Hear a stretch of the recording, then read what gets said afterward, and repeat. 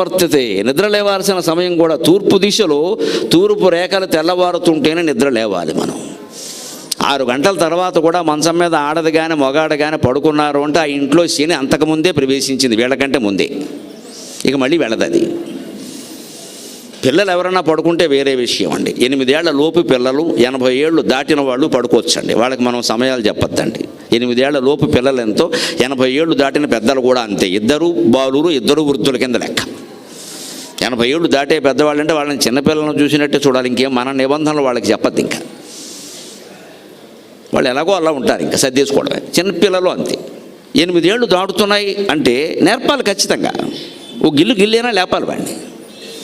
ఈ కాలం పిల్లలు ఇంతేనండి అంటే కుదరదండి అక్కడ. పోనీ వాళ్ళ ఉద్యోగాల కారణంగా ఇంటి నుంచి పని చేస్తున్నారు, ఏదో వాళ్ళకి పని 11, 12, 1 గంట కూడా అయిపోతుంది ఒక్కోసారి. అప్పుడైనా పడుకోమనాలి.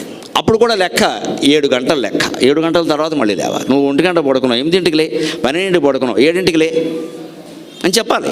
చాలు, అంతకంటే ఇంక పడుకున్నాం కదా అని 10 వరకు పడుకుని 11ంటికి టిఫిన్ చేసి 4 గంటలకు భోజనం చేస్తే వాడు ఆరోగ్యం పాడైపోయింది మొత్తం.